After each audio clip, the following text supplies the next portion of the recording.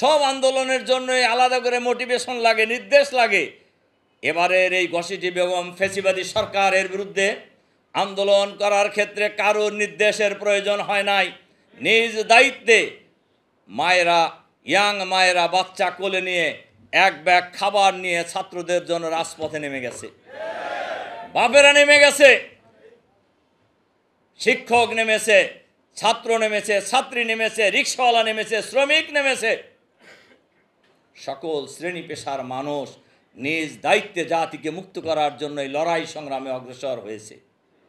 সুতরাং এবারের লড়াই, এবারের সংগ্রাম, এবারের বিজয় বাংলাদেশের 18 কোটি মানুষের বিজয়।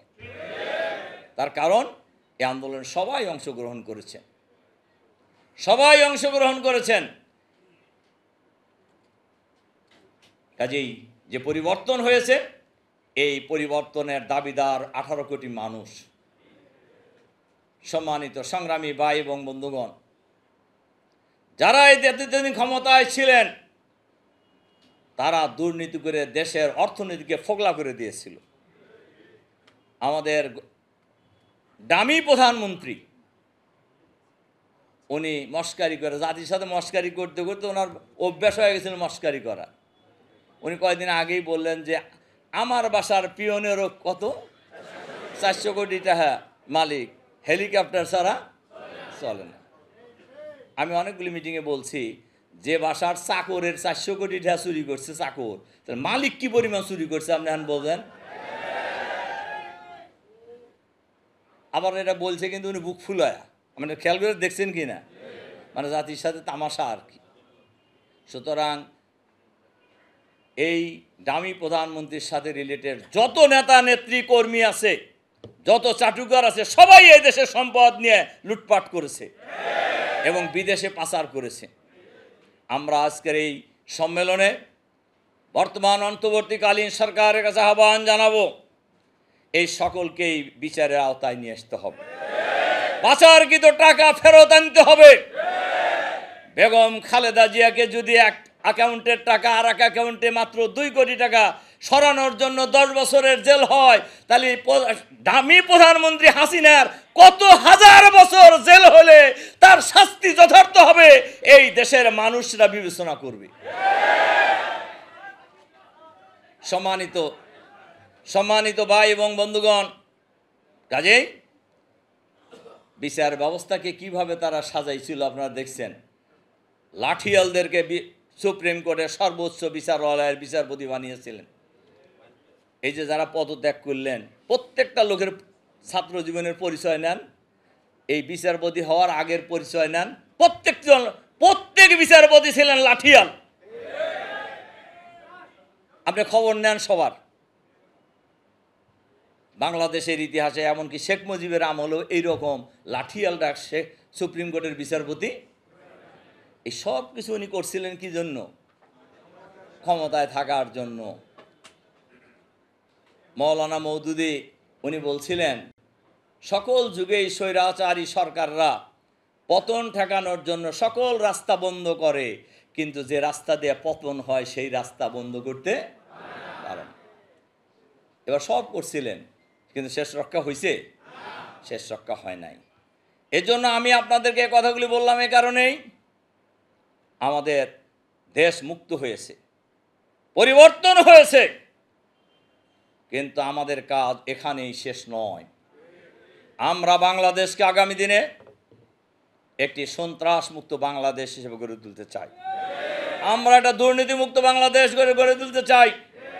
আমরা লুটপাট মুক্ত বাংলাদেশ গড়ে তুলতে চাই। আমরা চাঁদাবাজ মুক্ত বাংলাদেশ গড়ে তুলতে চাই। আমরা দখলদারিত্ব মুক্ত বাংলাদেশ গড়ে তুলতে চাই। এই কথা জামাত যত জোরসোরে বলতে পারবে, শিবির যত জোরসোরে বলতে পারবে, বলেন তো কোন দলের এইরকম ক্ষমতা আছে এটা মুক্ত করার জন্য আন্দোলনের কর্মসূচি পারবে? তাহলে আমাদের কোনো হীনমন্যতায় থাকার কোনো কারণ আছে? কাউকে যদি জিজ্ঞাসা করেন যে ভাই সন্ত্রাস মুক্ত বাংলাদেশ আপনি চান কি না, কি বলবে? যদি বলেন আপনি দুর্নীতিমুক্ত বাংলাদেশ চান কি না, কি বলবে? আপনারা তো চানই, অন্য মানুষকে জিজ্ঞাসা করেন, সবাই চাইবে। দখলদারিত্ব কেউ পছন্দ করে না, চাঁদাবাজি কেউ পছন্দ করে না, তাহলে আপনাদের আমাদের কাজ করার জন্য কোনো হীনমন্যতায় ভোগার কোনো কারণ আছে? সন্ত্রাসমুক্ত নেতা, সন্ত্রাসমুক্ত কর্মী বাহিনী, দুর্নীতিমুক্ত নেতা, দুর্নীতিমুক্ত কর্মী বাহিনী জামাতের হাতে আছে, জামাতের হাতে আছে, যেটা এই জাতির প্রত্যাশা। দল মত জাতি বর্ণ ধর্ম নির্বিশেষে বাংলাদেশের সকল মানুষ যেটা চায় সেই কর্মসূচি আছে একমাত্র জামাতের হাতে। সুতরাং আমি আপনাদের কাছে কয়েকটি অনুরোধ রাখতে চাই। এক নম্বর হলো, এই জাতির জন্য সবচেয়ে বড় সংকট হলো আদর্শ, দক্ষ, যোগ্য, চরিত্রবান নেতৃত্বের অভাব। এই অভাব পূরণ করার জন্য জামাতের প্রত্যেকটি সভাপতি সেক্রেটারিকে স্ব জায়গায় আগামী দিনের দেশ এবং জাতির নেতৃত্বের জন্য প্রস্তুতি নিতে হবে। 2, ইসলামের সুমহান আদর্শের দাওয়াত ঢাকা মহানগরী দক্ষিণের ঘরে ঘরে পৌঁছে দেওয়ার জন্য আমাদেরকে চেষ্টা করতে হবে। কোরআনের ভাষায় কুনতুম খায়রা উম্মাতিন উখরিজাত লিন-নাস তা'মুরুনা বিল মারুফ ওয়া তানহাউনা আনিল মুনকার, তোমরাই দুনিয়ার শ্রেষ্ঠ জাতি, তোমাদেরকে সৃষ্টি করা হয়েছে মানবতার কল্যাণের জন্য, তোমাদের কাজ হলো মানুষকে সৎ কাজের দিকে আহ্বান জানানো, অন্যায় অত্যাচার জুলুম নির্যাতন থেকে জাতিকে মুক্ত করা। জামাতকে সেই দায়িত্ব পালন করতে হবে। জামাত হবে, আমরা জামাত করি, আমরা শিবির করি, এজন্য কি আপনারা হীনমন্যতায় ভোগেন? কেন হীনমন্যতায় ভুগবেন বলেন? কোনো কারণ আছে? আমাদের প্রাউড ফিল করা উচিত, আমরাই একমাত্র এই দেশটাকে দুর্নীতিমুক্ত দেশ হিসেবে গড়ে তোলার জন্য প্রতিশ্রুতিবদ্ধ। আপনারা কেউ কেউ বলবেন কেন, আমাদের সাংবাদিক বন্ধুরাও বলতে পারেন। এজন্যই আমরা বলি, জামাতের 2 জন মন্ত্রী ছিলেন জোট সরকারে, মাইক্রোস্কোপ দিয়েও মৌলানা মতিউর রহমান নিজামী 2টা মন্ত্রণালয়ের দায়িত্বে ছিলেন, আলী হাসান মোহাম্মদ মুজাহিদ একটি মন্ত্রণালয়ের দায়িত্বে ছিলেন। মাইক্রোস্কোপ দিয়েও এই মন্ত্রীদের দুর্নীতির একটা টোকাও বের করতে কেউ পারেন, পারবেও না ইনশাআল্লাহ, ইনশাআল্লাহ। তার কারণ দুর্নীতিবাজদের জায়গায় দলে নাই, চাঁদাবাজদের জায়গায় দলে নেই, দখলদারদের জায়গা জামাত ইসলামীতে নাই, শিবিরে নাই। সুতরাং যে দলের কর্মসূচিতেই এগুলি নাই, সুতরাং তাদের কাছ থেকে তাদের কাছেই কেবল থাকতে পারে দুর্নীতিমুক্ত নেতৃত্ব।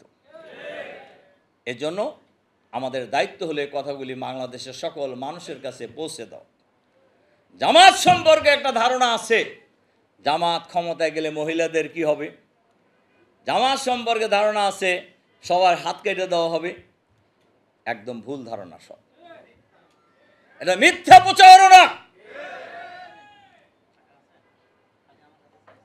জামাত যদি বাংলাদেশের কোনো সময় রাষ্ট্রীয় ক্ষমতায় যায়, দেশ শাসনের সুযোগ পায়, তাহলে মহিলা, পুরুষ, হিন্দু, বৌদ্ধ, খ্রিস্টান থেকে শুরু করে সকল শ্রেণীর মানুষের অধিকার প্রতিষ্ঠা করা হবে হলো জামাতের একমাত্র দায়িত্ব, 1 নম্বর দায়িত্ব। তার কারণ রাষ্ট্রীয় ক্ষমতায় যারাই থাকবেন তাদের দায়িত্ব হলো মানুষের জান, মাল, ইজ্জত, আবরু রক্ষা করা। কিন্তু দেশ স্বাধীনতা লাভের পরে আজ পর্যন্ত যারাই ক্ষমতায় এসেছেন তারা কি এই কাজটি ভালোভাবে করতে পেরেছেন? পারেন নাই, এবং তারা করেও নাই, পারেও নাই, করেও নাই। এই কাজটি আমরা করব ইনশাআল্লাহ, ইনশাআল্লাহ। আমরা জাতির কাছে প্রতিশ্রুতিবদ্ধ।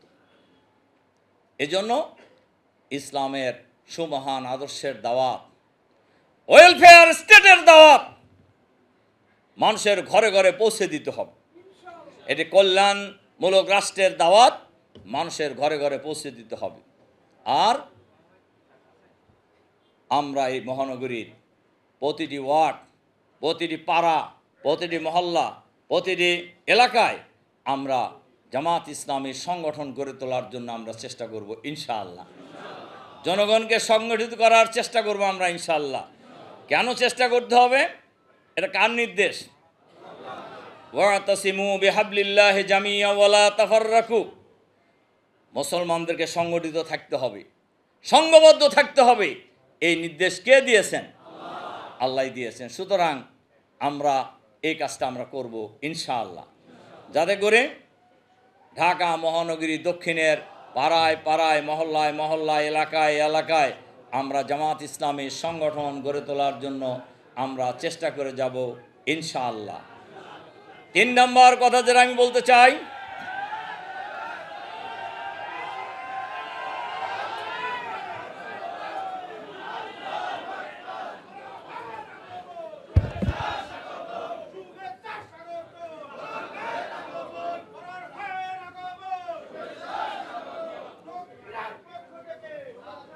সম্মানিত ভাই এবং বন্ধুগণ, আমাদের আজকের এই সম্মেলনের প্রধান অতিথি জামাতের সম্মানিত সংগ্রামী সেক্রেটারি জেনারেল ইতিমধ্যেই আমাদের মাঝে এসে উপস্থিত হয়েছেন। আমরা এই সম্মেলনের পক্ষ থেকে ওনাকে স্বাগত জানাচ্ছি। আর কি যে কথাটি আমি বলছিলাম, 3 নম্বর কথা আমি যেটা বলতে চাই, আগামী দিনে দেশ এবং জাতিকে সঠিক নেতৃত্ব দেওয়ার জন্য একদল সৎ দক্ষ নেতৃত্ব আমাদেরকে গ্রামে গঞ্জে শহরে নগরে বন্দরে প্রতিটি অঞ্চলে তৈরি করার জন্য আমাদেরকে চেষ্টা করতে হবে ইনশাআল্লাহ। 4, এ কাজ আপনি যখনই করবেন তখনই আপনার বিরুদ্ধে ষড়যন্ত্র হবে, আপনার বিরুদ্ধে মিথ্যাচার চালানো হবে। এই সকল ষড়যন্ত্র ও মিথ্যাচারের মোকাবেলা করে আমাদেরকে সামনে এগিয়ে যেতে হবে। আপনাদের এ কথা মনে করার কোনো কারণ নেই, শেখ হাসিনার বিদায় হয়েছে বলেই তারা সবাই বসে আছে। যারা ইসলামের বিরুদ্ধে ষড়যন্ত্র করবে, এই ষড়যন্ত্র মোকাবেলার জন্য আমরা প্রস্তুত থাকব ইনশাআল্লাহ। ষড়যন্ত্রকারীরা কোনোদিনও বিজয়ী হতে মাকারু মাকরান ও মাকারনা মাকরান ওহুম লা ইয়াশউরুন, তারা ষড়যন্ত্রের পর ষড়যন্ত্র করছেন। আল্লাহ তাআলা বলছেন আমি কৌশল অবলম্বন করছি। আল্লাহর কৌশল বড় না ছোট? কত বড়? আল্লাহ বলছেন আর টেরই পায় নাই। আমি যে কৌশল নিছি এই কৌশলে তারা টেরই পায় না। ফানজুর কাইফা কানা আকিবাতুল মুকাজ্জিবিন আন্না দাম্মারনাহুম কাওমাহুম আজমাইন। আল্লাহ তার নবীকে বলছেন যে হে নবী, তুমি অপেক্ষা করো, দেখো ষড়যন্ত্রকারীদের পরিণতিটা কি হয়েছিল। আন্না দাম্মারনাহুম কাওমাহুম আজমাইন, আমি তাদেরকে তাদের গোষ্ঠী শুদ্ধ ধ্বংস করে দিয়েছি। সম্মানিত ভাই এবং বন্ধুগণ, কাজেই আসুন আমরা এই ঢাকা মহানগরী দক্ষিণ, বাংলাদেশের রাজনীতির রাজধানী ঢাকা মহানগরী দক্ষিণকে আগামী দিনে এমন একটি শক্তিশালী সংগঠন হিসেবে আমরা গড়ে তুলতে চাই, এমন একটি মজবুত দুর্গ হিসেবে গড়ে তুলতে চাই। আগামী দিনে বাংলাদেশের একটি সুন্দর সন্ত্রাসমুক্ত, দুর্নীতিমুক্ত, চাঁদাবাজমুক্ত, দখলদারিমুক্ত আধুনিক বাংলাদেশ, একটি কল্যাণমূলক ইসলামী রাষ্ট্র ব্যবস্থা কায়েমের চূড়ান্ত আন্দোলনে ঢাকা মহানগরী দক্ষিণ জামাত ঐতিহাসিক ভূমিকা পালন করবেন ইনশাআল্লাহ।